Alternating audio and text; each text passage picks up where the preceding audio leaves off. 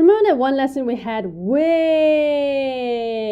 back in pre-production called Visual Effects Shot Design and Previs? Well, we have the second phase to this called Postvis.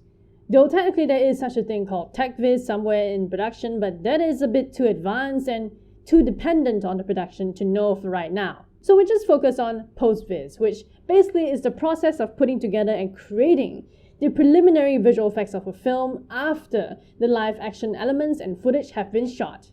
Now, this usually occurs during the later stages of production or possibly at the very beginning of post-production of a film. That's why it's called post-visualization rather than pre-visualization.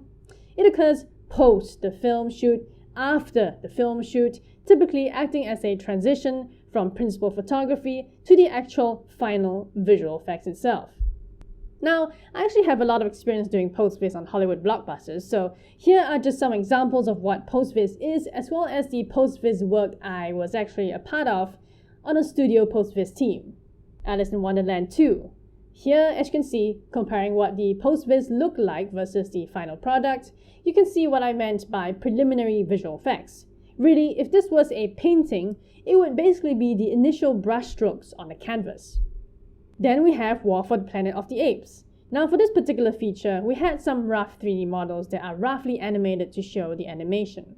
This would then be sent to the studio with the final visual effects team to work on and use as a reference before the final renders with fully polished 3D models are created. And of course, my very recent one, Aquaman.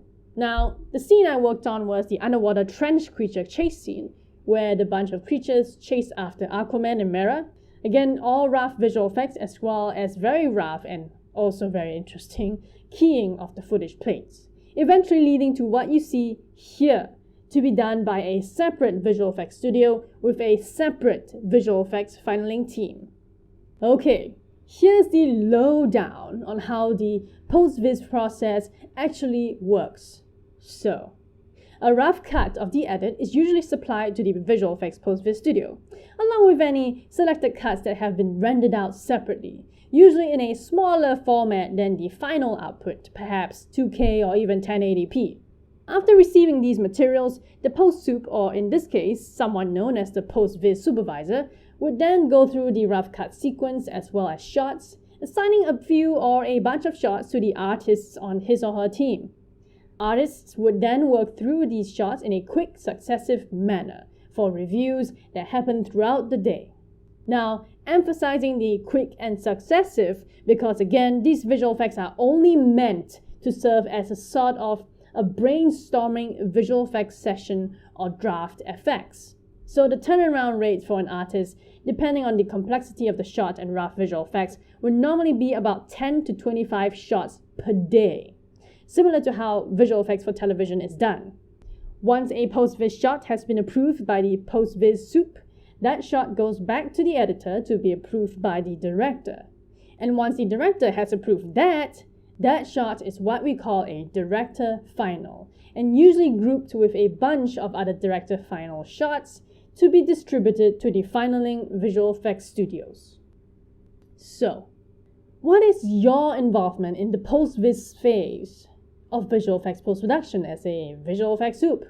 Well, depends on the kind of visual effects sup you are. If you are a production visual effects sup, then you pretty much have no to zero involvement in this step, with your main priority being the final visual effects instead. Of course, this is flexible and it really depends on the budget of the production as well as what your agreed involvement in post-production is, according to the contract you probably signed. Now, if you are an in-house visual effects sup assigned to the project, that is a different story. You'll probably be working with a post-vis supervisor on reviewing and approving shots, but as far as your technical involvement is involved, few shots would be assigned your way to actually be done. Of course, you do need to know how to do shots though, in order to guide your team and work with your post-vis sup effectively during this phase.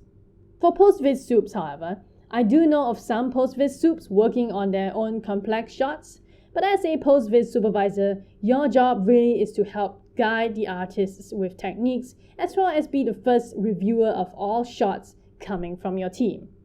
Alrighty, time to segue from post-vis to the final step in visual effects work, known in the industry as visual effects filing, which we will look into in the next lesson.